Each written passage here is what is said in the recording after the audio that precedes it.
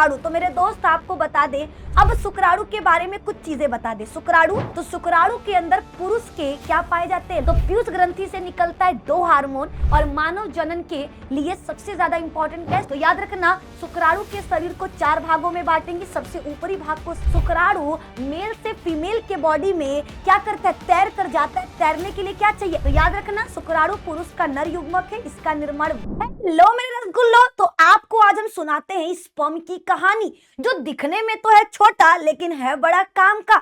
अगर मेल में शुक्राणु नहीं तो भैया बच्चा नहीं होगा, क्योंकि संतान उत्पन्न करने के लिए हमें चाहिए मादा के शरीर में अंडाणु और नर के शरीर में शुक्राणु। तो आज करते हैं पूरा पर्दाफाश, लेकिन उससे पहले करना होगा वीडियो को लाइक, दोस्तों के साथ शेयर, चैनल पे नए हैं तो सब्सक्राइब। तो फटाफट से चैनल को सब्सक्राइब कीजिए। देन स्टार्ट करते हैं शुक्राणु।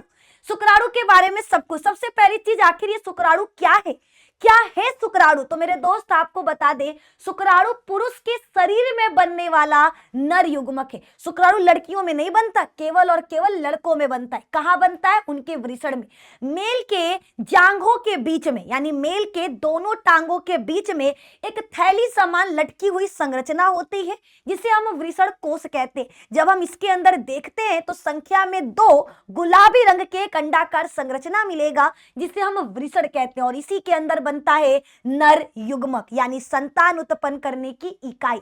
तो शुक्राणु को पुरुष जनन कोशिका यानी नर युग्मक कहते हैं। यह मानव जनन के लिए महत्वपूर्ण है, क्योंकि शुक्राणु और अंडाणु के मिलने को निषेचन कहा जाता है, और निषेचन के बाद ही एक नए जीव का निर्माण होता है। तो एक संतान बनाने के लिए हमें शुक्राणु क्या है? बहुत जरूरी है। अब शुक्राणु के बारे में कुछ चीजें बता दे। शुक्राणु मेल का नर युग्मक कहलाता है। शुक्राणु का निर्माण वृषण के अंदर होता है। इसका मुख्य काम अंडे को निषेचित करके मेल का जो गुणसूत्र है उसे महिला के अंडे में डालना, यानी जब नर और मादा युग्मक मिलते हैं तो दोनों के मिलने से युग्मनज बनता है। युग्मनज आगे चल करके भ्रूण में बदलता है, और भ्रूण आगे चल करके एक नए संतान का निर्माण करता है।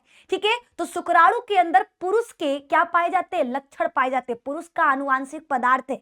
ठीक है, तो जो शुक्राणु है उसका काम है पुरुष के आनुवांशिक पदार्थ को माता के आनुवांशिक पदार्थ से मिलाना, ताकि होने वाले संतान में लड़का और लड़की दोनों के लक्षण जिम्मेदार हो, दोनों के लक्षण उपस्थित हो। तो शुक्राणु, जिसे पुरुष का नर युग्मक कहते हैं, जिसका निर्माण वृषण में होता है। शुक्राणु कब से बनना शुरू होता है? जब लड़का 12 से 14 साल का होता है। जैसे ही लड़का 12 से 14 साल का हुआ, उसके दिमाग में ग्रंथि होता है, जिसका नाम है हाइपोथैलेमस ग्रंथि। ये ग्रंथि एक हार्मोन निकालता है जिसका नाम है GnRH हार्मोन। पूरा नाम होता है गोनेडोट्रोपिन रिलीजिंग हार्मोन। हमने क्या बोला? जैसे ही लड़का 12 से 14 साल का हुआ, उसका हाइपोथैलेमस सक्रिय हुआ, उससे निकला हार्मोन जिसका नाम है GnRH। पूरा नाम गोनेडोट्रोपिन रिलीजिंग हार्मोन। यह हार्मोन सीधे जाता है पीयूष ग्रंथि के पास और कहता है, हुआ छोकरा जवाने जवाने, यानी छोकरा जवान हो चुका। पीयूष ग्रंथि कहता, अच्छा लड़का बड़ा हो गया, ठीक है, अभी उसके शरीर में शुक्राणु बनाना शुरू करते। तो पीयूष ग्रंथि से निकलता है 2 हार्मोन, LH और FSH। LH हार्मोन सीधे जाता है लीडिंग कोशिका के पास और उसको कहता है कि भैया लड़का बड़ा हो गया, लड़का वाला लक्षण लाना होगा। तो लीडिंग कहता है ठीक है, अभी टेस्टोस्टेरोन हार्मोन हम क्या करते हैं? स्रावित करना प्रारंभ करते हैं। तो लीडिंग कोशिका से निकलता है टेस्टोस्टेरोन हार्मोन, जिसकी वजह से लड़कों में लड़कों वाले लक्षण आते हैं और शुक्राणु का निर्माण प्रारंभ हो पाता है। वहीं पर FSH हार्मोन सटोली कोशिका को सक्रिय करता है, ताकि बनने वाले शुक्राणु को खाने के लिए खाना मिल सके। तो याद रखना, शुक्राणु के निर्माण के लिए कौन सा हार्मोन जिम्मेदार है? टेस्टोस्टेरोन हार्मोन जिम्मेदार होता है। यह आकार में सबसे छोटा। अगर आपसे पूछा जाए ना कि मानव के शरीर की सबसे छोटी कोशिका का क्या नाम है, तो याद रखना शुक्राणु या मानव शरीर की सबसे छोटी कोशिका। और हाँ, ये चल सकता है, ये 7 समुंदर पार करके, वो गाना है ना, 7 समुंदर पार में तेरे पीछे पीछे आ गया। तो शुक्राणु भी हमारा क्या करता है? 7 समुंदर पार करके, आग का दरिया भैया चीर फाड़ करके सीधे मेल से पहुंचता है फीमेल के शरीर में। क्योंकि निषेचन का मतलब क्या है? नर और मादा युग्मक का मिलना। नर युग्मक बनता है नर के शरीर में, मादा युग्मक बनता है मादा के शरीर में। मादा कहती है मैं ना आऊंगी तेरे पास, तुझे आना है तो आ, वरना तू जा। नर कहता है कि है की तो नहीं आएगी, हमें ही इसके पास जाना होगा। और आपको पता है कि असल जिंदगी में बारात लेकर कौन आता है? लड़का ना। तो भैया हमारे शरीर में भी शुक्राणु बारात लेकर नर से महिला के शरीर में आता है, क्योंकि शुक्राणु गतिशील होता है, वो चल सकता है। तो याद रखना, शुक्राणु पुरुष का नर युग्मक है, इसका निर्माण वृषण में होता है। 12 से 14 वर्ष की उम्र में यह प्रारंभ हो जाता है और मरणोपरांत बनता रहता है, जीवन भर बनता है। ठीक है, शुक्राणु का जो जीवन काल होता है बच्चा 72 घंटे का होता है। 3 से 5 दिनों तक ये महिला के शरीर में जीवित रह सकता है। ये सभी को याद रखना है। यह हमारे शरीर की सबसे छोटी कोशिका होती है। अब इसके आकार की बात करते हैं तो शुक्राणु दिखने में कुछ इस तरह का होता है। इसके शरीर को हम 4 भागों में बांटेंगे। इसका सबसे ऊपर के भाग को शीर्ष भाग कहते हैं। इसे क्या कहते हैं? सिर कहते हैं, जिसमें पिता का आनुवांशिक पदार्थ मौजूद होता है। सिर पर एक टोपी नुमा संरचना होता है जिसे हम एक्रोसोम कहते हैं, ना। शुक्राणु के सर पर एक टोपी पाया जाता है जिसे एक्रोसोम कहते हैं। इसके अंदर हाइलुरोनिडेज एंजाइम उपस्थित होता है जो अंडे की दीवार को तोड़ने का काम करता है। ठीक है, अंडे की दीवार है ना, अंडे के अंदर महिला का आनुवांशिक पदार्थ है। बच्चे के अंदर माता और पिता दोनों का गुण है। माँ का गुण तो यहाँ पर है, पिता का गुण जब ये अंदर जाएगा तब ना, पिता का गुण यहाँ पर है। तो देखो ये हमारा जो एक्रोसोम है ये अंडे की दीवार को तोड़ता है ताकि ये शुक्राणु पिता के आनुवांशिक पदार्थ को इसके अंदर डाल सके और दोनों मिलकर के बच्चे का निर्माण कर सके। तो याद रखना, शुक्राणु के शरीर को 4 भागों में बांटेंगे। सबसे ऊपरी भाग को शीर्ष कहते हैं, जिसमें आनुवांशिक पदार्थ मौजूद होता है, और सर पर एक टोपी नुमा संरचना होता है जिसे एक्रोसोम कहते हैं, जिसमें हाइलुरोनिडेज एंजाइम उपस्थित होता है जो अंडे की दीवार को तोड़ने के लिए जिम्मेदार होता है। दूसरा ग्रीवा। ठीक है, याद रखना, मध्य भाग और सर को जोड़ने वाले को हम ग्रीवा कहते हैं। यहाँ पर सेंट्रोसोम पाया जाता है। फिर नीचे ये हमारा मध्य भाग। शुक्राणु के मध्य भाग में 10 से 15 माइटोकॉन्ड्रिया पाए जाते हैं जो ऊर्जा का निर्माण करते हैं। भैया हम इतना चपर चपर बोल रहे हैं, इसके लिए हमें क्या चाहिए? एनर्जी चाहिए। उसी तरीके से शुक्राणु मेल से फीमेल के बॉडी में क्या करता है? तैर कर जाता है। तैरने के लिए क्या चाहिए? एनर्जी चाहिए। एनर्जी कहां से मिलेगा? माइटोकॉन्ड्रिया से। माइटोकॉन्ड्रिया क्या करता है? खूब सारा ठक ठक ठक ठक एनर्जी बनाएगा ताकि हमारा शुक्राणु क्या कर सके? मेल से फीमेल के बॉडी में जा सके। समझ में आया? तो एनर्जी कौन बनाता है? माइटोकॉन्ड्रिया। कितना? 10 से 15। कहां होता है? मध्य भाग में।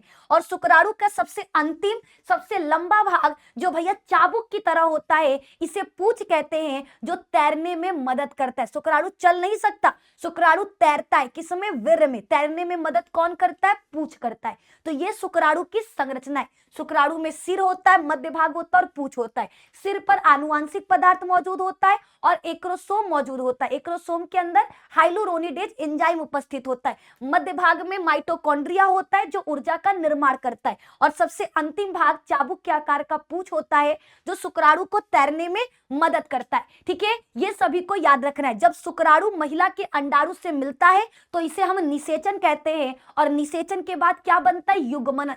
ठीक है, निषेचन नर और मादा युग्मक मिलकर के बच्चे की पहली कोशिका बनाते हैं जिसे युग्मनज कहते हैं। युग्मनज अपने अंदर विभाजन करेगा और क्या करेगा? बच्चे भ्रूण का निर्माण करेगा। जब युग्मनज में क्या होगा? 2, 2 से 4, 4 से 8, 8 से 16 ऐसे कोशिकाओं का निर्माण होता है, तो इसे भ्रूण कहेंगे। और भ्रूण आगे चल करके किसमें बदल जाता है? शिशु में बदल जाता है। तो ये सभी को याद रखना है। शुक्राणु संतान बनाने के लिए आवश्यक है।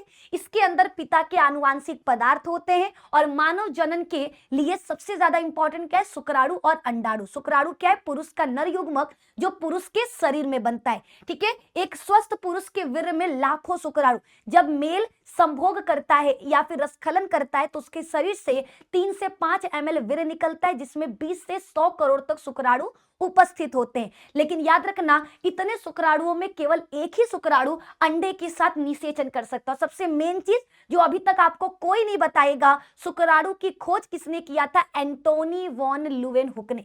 याद रखना, शुक्राणु के खोजकर्ता एंटोनी वॉन ल्यूवेनहुक है, जिन्होंने 1677 में शुक्राणु का खोज किया था। ठीक है, तो पुरुष के शरीर में बनने वाले नर युग्मक को शुक्राणु कहते हैं, जिसका निर्माण वृषण के अंदर 12 से 14 वर्ष की आयु में प्रारंभ हो जाता है। शुक्राणु के निर्माण के लिए टेस्टोस्टेरोन हार्मोन जिम्मेदार होता है। ये जीवन पर्यंत बनता रहता है। शुक्राणु के अंदर पिता के आनुवांशिक पदार्थ है जो अंडाणु के साथ निषेचन करके युग्मनज का निर्माण करते हैं। तो इस तरीके से हमारा शुक्राणु पूरा कंप्लीट हो चुका।